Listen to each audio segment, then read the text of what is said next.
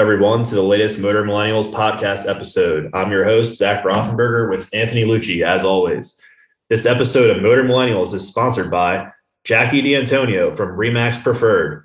𝐓𝐇 services both Chester and Delaware counties in Pennsylvania, as well as the New Jersey beach areas. Helping others navigate through the home buying process is 𝐓𝐇's passion. With over 18 years in the business, 𝐓𝐇 always has her clients' best interests in mind.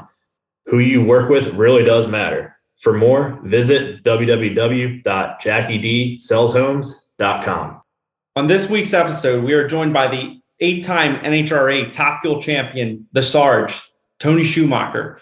Tony is the winningest Top Fuel driver in NHRA history with 85 event wins. Tony has returned for a full season this year with Don Schumacher Racing. Backed by Skag Power Equipment and the Maynard family, the Sarge is back and ready to chase a 9th NHRA Top Fuel title. So, Tony, welcome to the podcast. Thanks for joining us today. Great to be here. So, you're obviously known as the 8-time NHRA Top Fuel Champion. Can you tell us a little bit about how you got started in racing and just prior to racing in Top Fuel, take us through what all that looked like? Yeah, absolutely. My dad raced when I was a kid, man. I grew up in a town called Park Ridge, Illinois. Schumacher Electric, our battery charger company, was down about a half hour away in a place called Rogers Park. And my dad, when I was 5, quit racing. So when I grew up and got into racing, everyone was like, "Oh, just because of your dad, right?" I said, "Kinda." I mean, without, I might not have ever heard of the word, heard of the sport, heard of the people. But he wasn't racing when I was young. I saw him in a suit and tie, getting in a car and driving down to an office every day. But what happened was our location right there in kind of the Midwest, Tommy Ivo and Tim Gross and people that raced cars still would drive through. And we had a nice little race car shop on our property that my dad and my grandfather had built. And they would stop there and they would just, I'd see the, Tommy Ivo's jet car with the glass trailer sitting in our quarter-mile driveway. And, it was kind of neat. And again, it wasn't like I thought, oh, my dad, he had 5 trophies, 5 NHRA trophies, and growing up, just looking at those, and there were models, the Revell, because that was a big deal back then. So growing up, trying to build these models, but I never went out to races. He was done racing when I was just too young. So as time went on, we had this race car shop, and it was just, when I was 10, it was buying a dirt bike and building little engines and screwing off with that stuff. And just, it was motors, noise, the first thing you do, take the pipes off. Thing wouldn't run for squat, but it sounded louder. And it was just, that's something about, I've talked to my kids about it. There's a time and a place where you hear an engine and it's just loud enough to catch your attention. You kind of go, huh, that sounds good. What are those, what are those beats? What's it doing? Why is it doing that? And, me and a couple of my friends, we got into it. It would just, it's very addicting for kids out there that have ever hit the gas in a car. You go, huh, that's fine. I wonder what it'd feel like if you went a little quicker. And that's just start. It's the same start for me as it was for the first 2 people that ever had cars and looked at each other and went, mine's faster. And that's just how racing begins. Anytime there's 2 of something, there's going to be a race. Did you race in any other classes before Top Fuel? Oh yeah, man, I ran. So I started in an 86 Trans Am, go up and just bracket race. It was, I bought a set of tires for it. I drive up there, I take my tires off, I put on a pair of slicks, and it would run 16.3 and every time, and I thought, man, I am going so fast. I'm surprised my helmet stays on my head. I was 16 years old, and then I built a Chevelle. I bought a Chevelle from a guy. It was funny because, my dad took me out and he goes, "You're beating your car up." We spent $2,700 and bought a Chevelle. It had dual quads. And I'm like, I'm telling all my friends, this got dual quads. And they're like, "What's a quad?" I'm like, "I don't know what a quad is." It's got 2 of them though. It was like, that's how young and new we were. And we, we took it apart. We tubbed it. I'm trying to remember who did it. S&D Enterprises in Chicago. Put a nice strange rear end in it. One advantage I had is because of who my dad was. You call Strange Engineering and Bob Stange and Jeff Stange and say, "Hey, I need a rear end in this thing. Ben was sitting there, and it was really cool to have access because, when you're 16, 17, 18, it's not like your pocketbook is full. You're just robbing Peter to, pay Paul to go racing. And we kept doing it. So we built a Chevelle, ran 10 seconds in a quarter mile. And then I went off and I did Skip Barber. I ran open wheel cars for a year.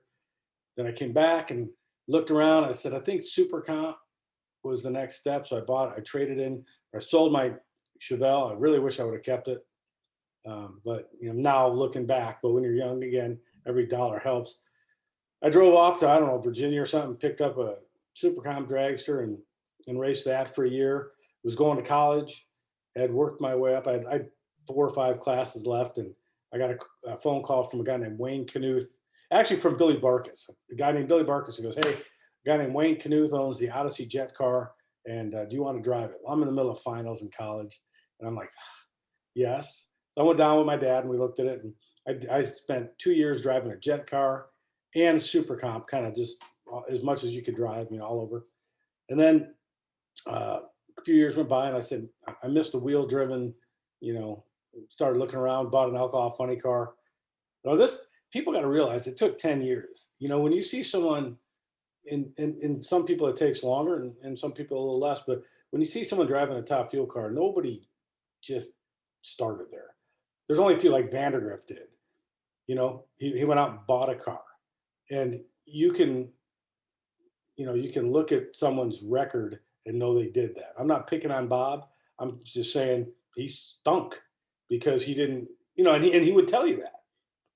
He grew into a great driver, but it takes 10 years to get there. And he went through tons of final rounds, got his butt whipped over and over again. Like there's lessons in each step. You can't just skip them. You can go out and fund the car. You can do whatever you want, but it's really hard to become the driver you hope to be. No one ever dreamed of being decent. No matter who you are, as a kid, you dream of being, whoever your idol is, and my thoughts are take the right steps to ask them what they did, find out what they did to get there. Yeah. And I'm sure you were able to take pieces from each of those different steps and apply them once you finally were in a Top Fuel car. Yeah, and I've been able to go out and speak to the young people, not even young people. I mean, there's a lot of people that make a career out of running Super Comp. And it's funny, they'll be like, oh man, what's it like in Top Fuel? And I always say, the same. I mean, my win light comes on, it's awesome. How's it feel when your win light comes on? It's awesome. Yeah, it's exactly the same. The win light doesn't change. I'm going 330 miles an hour. That part's fun when you're not upside down on fire, right? Because there's goods with bads. But the win light for the kids running the junior dragsters and everyone at the local Reading, Pennsylvania racetrack, and the win light's a win light. It's the same feeling when it comes on. And you guys are doing the same amount of work. I have a crew doing it. You guys are at home late at night, 3 a.m, putting an axle in the trailer. And we all did that. So when that win light comes on, it's not about that quarter mile. It's about all the crap it took to get there, and it's a lot of stuff. That's great to hear. It's great that, you can relate to kind of the weekend warrior racers at, the local bracket program. It's very cool. So what was it like? You mentioned your dad and your grandfather as well. So what's it been like working alongside your dad throughout these years? If anyone out there has ever worked with their fathers, you'd know. I don't even have to answer. It's hard, like you go to Thanksgiving dinner and you don't ever talk about the championships. It's always about the one you messed up. It's just ways to pick. We all have a good time. I can tell you this, couldn't have done it without him. We did a magical job putting a team together, where he ran it because that was what he's excellent at. And I drove the car and led that Army deal for 19 years, was the most successful recruiting tool in the sport. So working with your father, anyone out there, if you ever work with your parents, everyone's laughing at the same time right now because, it's an effort. You're together all the time. When you leave a normal job, boss goes one way, you go the other way. It ain't like that with family. You're just together all the time. And I guess that, it makes you stronger at the end of the day because it's a 24/7 thing. But if you want to be a race car driver or work on a race car, it's 24/7. Do not kid yourself that this is some part-time gig and you can do it whenever you want. Or don't kid yourself that you're going to win. You can have it either way. You can do it halfway and just be a halfway kind of guy, or you can do it all the way and win some races. Was there a specific point in your career where you made your dad very proud of your accomplishments? Mm-hmm. Absolutely. I mean, we went out and I was driving for the Peak Brothers before my dad even came in, and I think people forget about that. I had my alcohol funny car. I blew the body off in Martin, Michigan, another local racetrack, and I was out of parts and pieces. And I called NHRA and a guy named Steve Gibbs, and Steve said, "Hey man, Greg and Michael Peak, these guys they own a company called Layback. It's wheelchair seating, and they're looking for a driver right now. Why don't you give them a call?" I did. I got hired, and I drove for 2 years, from someone else as team owners before my dad leaned over and said, "You paid your dues, and I want to start a team, and I already got a deal." And so we started on, and at the beginning, you cannot possibly look out into the future and see the success, that our team ended up having. And we're thankful and blessed to do that. But, at the beginning, you're just happy. You're just so happy you got a deal, and then it goes, you're just so happy you made it to a final. And then you're like 9 finals later, you're like, well, I'm just so happy I won a race. It's small little things. And it's recognizing, and for the kids, man, and the people at home that race their the bracket racing, it's hundreds and hundreds and hundreds of losses to win the 85 wins. People are like, "You're the winningest team." Also the losingest team. Like we lost a lot of stuff to get those 85 wins. I just been doing it a long time. And what makes those 85 wins so beautiful are the tons of losses, the pain that comes with those, and I think maybe that's probably what my dad recognized the most is I was good at getting through the bad ones, because you cannot win every race. You can't win every round.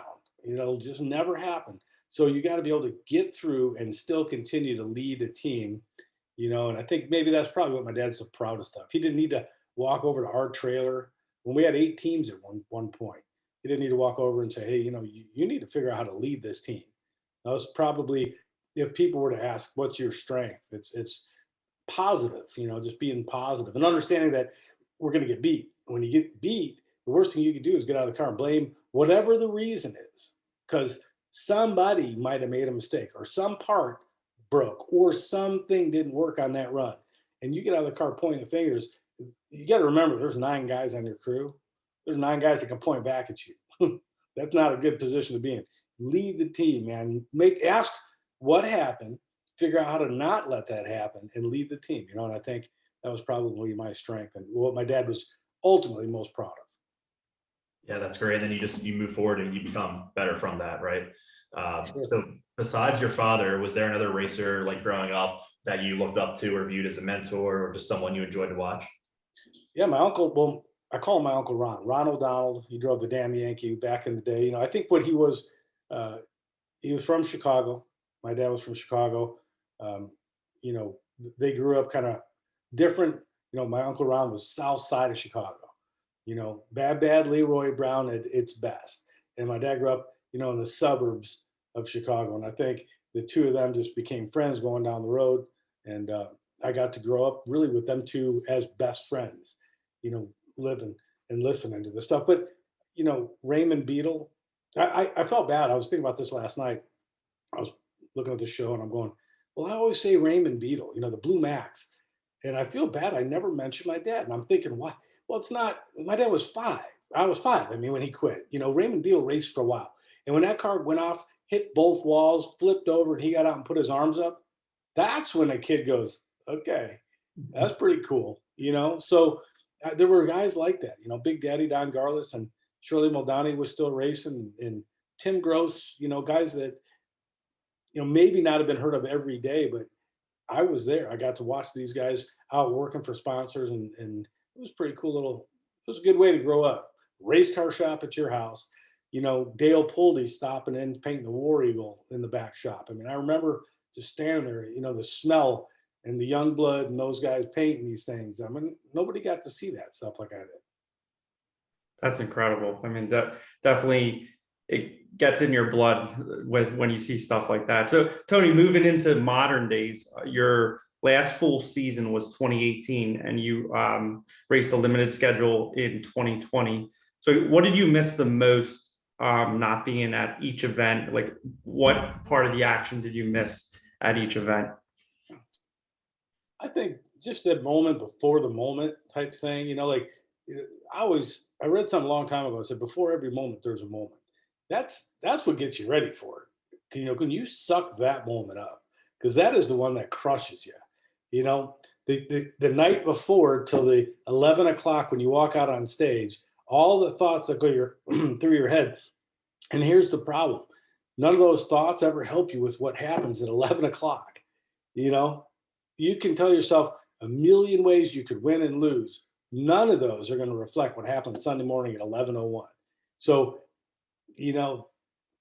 those moments of getting up, sucking it up, eating breakfast, doing the exact same thing, being a machine, getting in those cars. I missed that. I was egotistically confused and why I had to take a year off. I mean, we drove the Army car. How are there not sponsors, wanting to go on there? And it took me a year to go, wow, this sport can go on without me. It's kind of weird. And, that's every driver. We all think the whole world will end if we're not there. At the end of the day, we're just some dude get in a car and do our job. There's 50 others like us waiting to do it, and I think it was good for me to sit back. It was good for me to have to also do the business side, to put a deal together. We had a deal after the Army. We were a 5-year deal, and then they just disappeared. And it was a strange little thing because it cost us some pain. It cost us a year. We were not looking for anything else. We were told we had a deal. And then to have to sit here and work for a year, get through some stuff and put a deal together, that was exciting. This is not what I was doing. I hadn't looked for a deal in 19 years. I mean, the Secretary of the Army told me I had that deal forever. It was the #1 recruiting tool the Army ever had. And they get a new Secretary of the Army and they just change his mind. And it's like, okay, all right, we got to go off and start looking. And I hadn't been looking for a single thing for a long period. And DSR, I mean, we have a Napa car. Can't go after all the other car. I mean, we have a Madco tool. We have a Mopar car. We have a Shell car. I had nowhere to go. I had to step way outside the box looking for something because everything was a conflict. Well, we're super excited that you're back for a full season. We know you never fully left, but we're really excited to see you back at every event, and I'm sure all the fans are too. So now, as you said, you were with the Army for 19 years, and now you're with Skag Power Equipment and the Maynard family.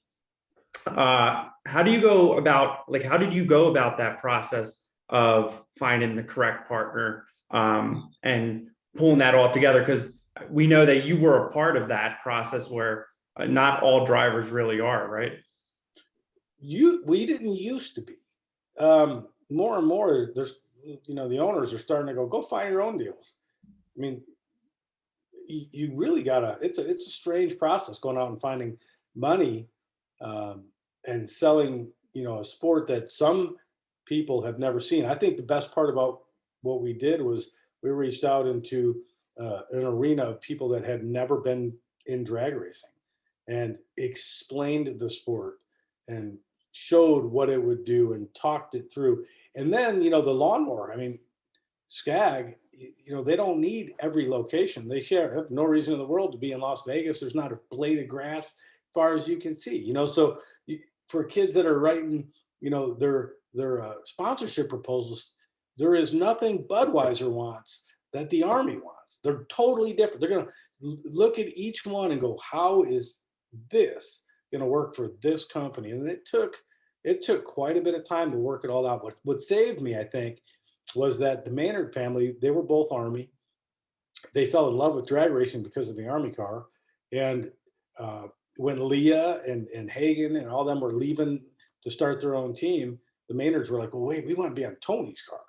So get Tony back. And then I was left with, go find a bunch of money for some races instead of a whole season. We got some filled, and I went out and I already had made contacts. I had people like John Paul DeJoria, Paul Mitchell, Patron, helping me get a spot, like making phone calls for me.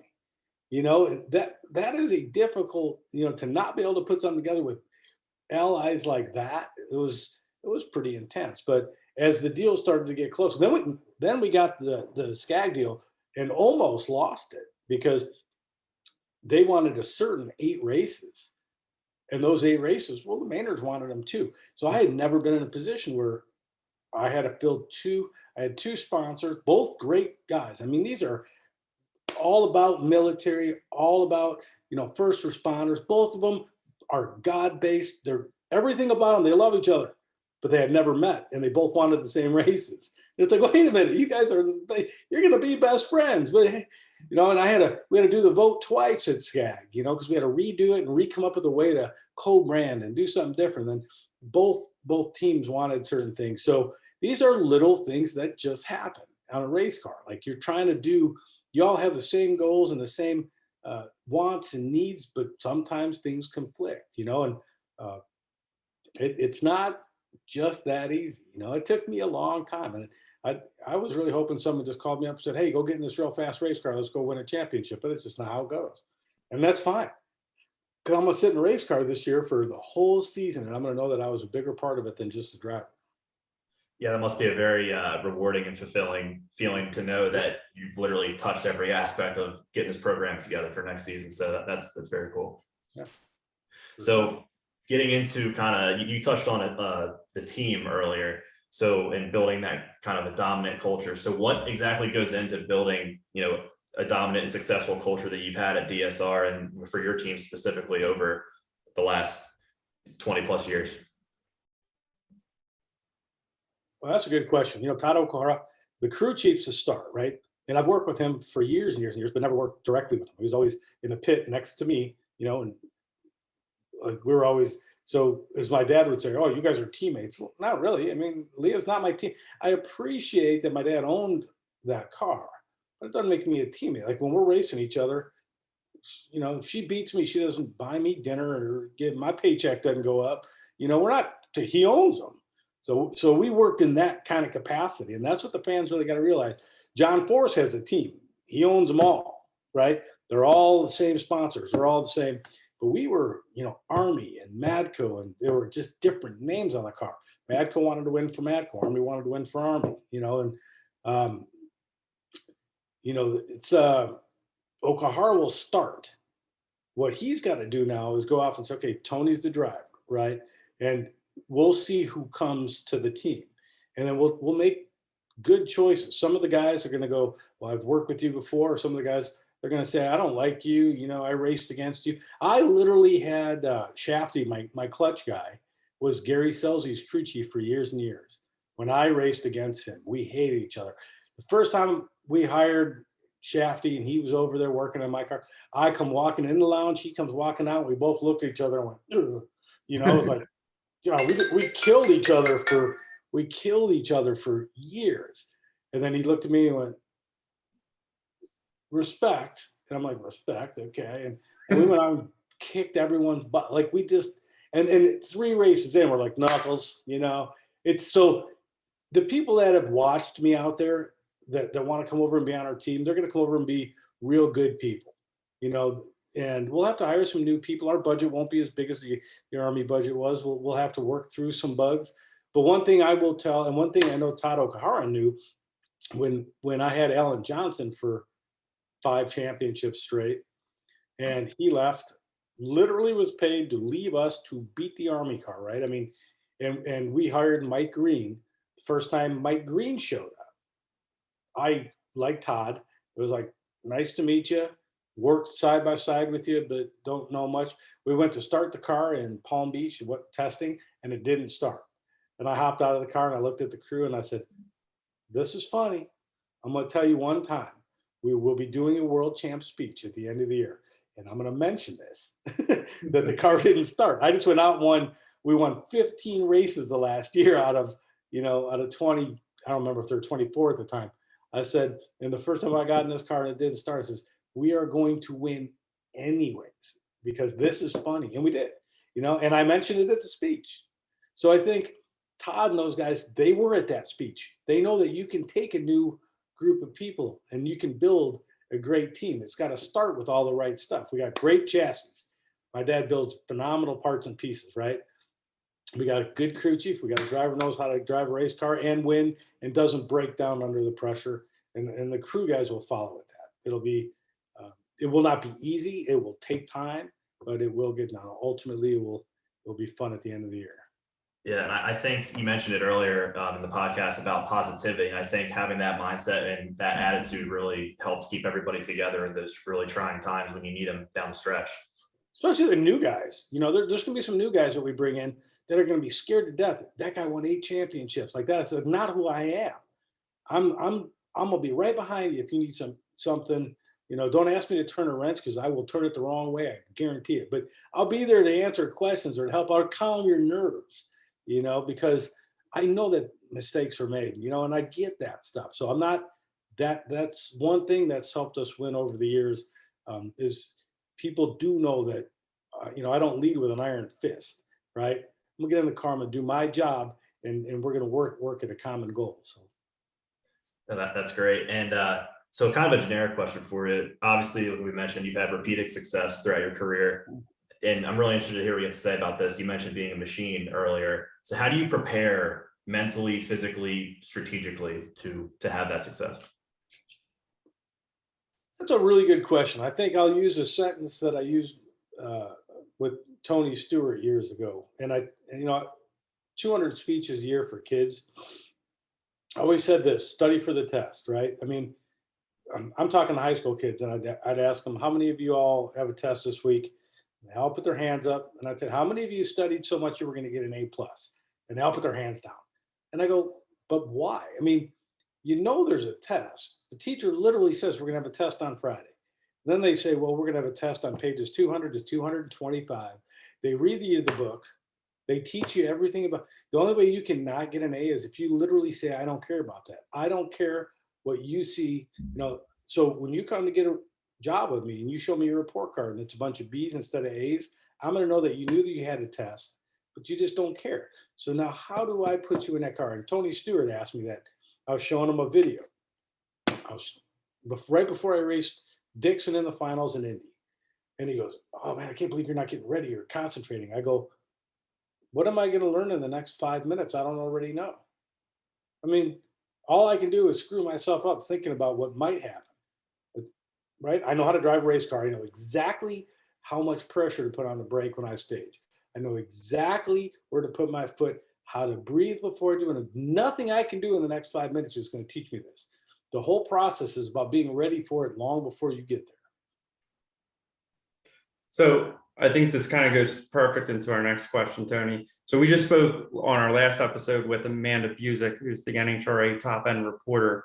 And she was talking about the first time she got into a dragster, she felt that adrenaline that we all know and have experienced on the drag strip when you first go out. So after winning 8 championships and 85 events, do you still get nervous at the starting line, or I guess have you kind of trained your mind to be so focused at the starting line, you're not really nervous or have that adrenaline, you're just ready to go and you're focused on that beat? I'm not nervous at all on just normal runs. I'm nervous on race day all the time, period. And, athletes are all different. Like football players have to hit each other. So they're out there banging their heads and, they're about to attack another person that's going to try to kill them. In a race car, I find it, and I know that every driver is different because some drivers need to raise their heart rate. Some need to bring their heart rate down to get to their perfect, their athletic perfect, right? And for me, it's just calm and cool. On race day, I want to be a 60 light, and I'll be that 99% of the time. But when I need to be a 40 light, I need to raise my adrenaline. It puts me at risk of other mistakes. But a 60 light's not going to win the race anyways in certain situations. So you got to be really calm and cool and understand who, I know that people go, I got to do the same thing every time. Boop, yeah, no, you got to do the same thing every time. You don't need to let go of brakes and jump and squeeze the throttle and do tap dance. But when you're racing Coletta and you both ran 370 on the last run and you have identical cars, better figure out a way to raise your heart rate, a little bit, because he's gonna, so, right, there's a cowboy moment. Like everybody wants to be cowboy till it's time to do cowboy stuff, right? That's the thing. You got to know when it's time to be really good. There's a lot of times, man. I worked with Alan Johnson for, I think 5 or 6, whatever the amount of years. There were a lot of times where I could get in that car and it was like, okay, I need to have my normal light and I'm going to win and nobody's going to beat me. But there were times like the run, right? Where you get in the car and Alan Johnson will say, okay, well, you can't red light here, right? That's a no-no. And you're racing your teammate, Melanie, and they don't like you. They're going to try to beat you, okay? But if you do your job and you have a 90 light and I do my job and we set a world record, nobody can beat us. Here's the catch. You got a quarter mile. You can't move the car 1 foot to the left or right because we have it exactly set up for a quarter mile. And it's one of those moments where you got to get in the car and be better than you normally have to be. And that's great because when you pull it off, it's magical. However, there's times where I've gotten in the car and not pulled it off. That particular one we did. A few years later, I'm running Antron Brown, or I'm actually running Bernstein to win a championship on the last run of the year, and I get beat on a hole shot. I got a 53 light, a light that would have won on, but he has a 20. He did what he had to do. He raised his heart rate. I think he guessed, but you know what I'm saying? Like we win and we lose, and so much of it's dictated by timing, man. It really is. You have the same run in the other lane. We watch this all the time. You go out there, you go, man, that would have beat every other car except that guy. Why did he step up against me? Why did he, well, you go out and win a bunch of races, people do that. Yeah, and then once you do see that win light come on, I'm sure that's even so much more rewarding. And you're like, unbelievable. You did it right. Yep. So Tony, kind of switching gears a little bit here. Your son recently released an album featuring your daughter Jackie, which is available on Spotify, Apple Music, and many other places. How does that make you feel as a father? It's cool. It's just I'm one of those dads where I respect everybody who steps outside the normal boundaries of a normal thing. That is not easy to do. But when you hear your son and you go, that's pretty good. Like my daughter singing is magical. Like she's in a great spot. And he wrote the music, designed the album cover. It just, but I'm a proud dad no matter what. My kids could be, they could be almost criminals and I'd be pretty good with it. Like they're my kids, man. I've been gone 250 days a year. When I come home, I'm just so happy to see him. So watching a kid come from nothing, like he's not musically talented. He never he played a little piano. He learned to play his own piano. He learned to write his own music. He designed his own stuff. He produced it upstairs in his own room full of whatever the heck they do up there. And he made sounds that I've sent to people that, make music for a living. And they went, interesting, man, this kid makes some good sounds. Now, it's his first one. He's working on another one as we speak. But that's cool, He doesn't want to race cars. For the love of God, he's got a Tesla. Okay? Oh, no. Don't tell nobody. All 3 of them do. And my dad bought each one of them a Tesla. If you want to ask about my dad again, go ahead. So they're fast. No, they are fast. And that's it. They're fast, and that's it. Yeah, we saw you posted it just I think last week, where you said you love the sound of nitro and you fired up the Skag zero turn. Yeah, I literally had people going, dude, that ain't what they sound like. I'm like, seriously, man. Unbelievable. I want that model. Yeah, we all do. Limited edition. Bigger roll cage on it. So you talk about your son and you're very proud of him, and there's obviously a lot of work that goes into work ethic, and I think he's probably got that a lot from you and your father. So kind of twisting it back to racing a little bit, are there any tips regarding, like, whether it's work ethic or just in general, to any younger racers who are looking to advance their career? Yeah, absolutely love it or don't do it. There's you know, and again, 20 years with the Army and 200 speeches a year, spend 15 minutes a day. I don't care if you sit in a corner, take your headphones off, put your phone away, and think, what would you do if you won the lottery and you had all the money in the world? What would you do to fill your day? What is the thing that makes you happy? Because racing will make you nuts if you don't like it. You know, like, A, it's dangerous, spends all your money, and you got to work 50 hours a day, and there's only 24 to do it, right? So you got to find something that you will do all the time for free, and you will ultimately get paid for it, you know? And again, then go off and get A's. If you get A's on your test, you can get any job you want. If you get B's, you can get any job the guys that got A's don't want, okay? If you get C's, you're probably gonna end up running a company later in life. But for now, you know, and all the A people are gonna work for you. They're gonna be in engineering. But you know what you all catch what I'm saying, right? Like, you get the questions right. And the Army taught me that. The ASVAB test, if you get all the answers right, you can choose you can choose any of the jobs. You want to be infantry, you can still be infantry, but you can choose to fly the helicopters. What do you want to be? You want to be an intelligence. You can do whatever. Those tests are not that hard to pass. I look back on my school and I go, man, I literally didn't try and I got A's. Like, but now I wish I could go back and go, well, I'd like to know every answer. Because what I found is when you get in a race car, you can't guess. You got to know the answers or get out of the car. There's no curve here. There's no, you just got to get enough right. There's none of that stuff. It's like, you want to understand a race car 100%, how it works, how to drive it perfectly, flawlessly, because you want the 9 guys that work on it to do their job perfectly, not decent or pretty good. That stuff's important. So for kids, choose your job.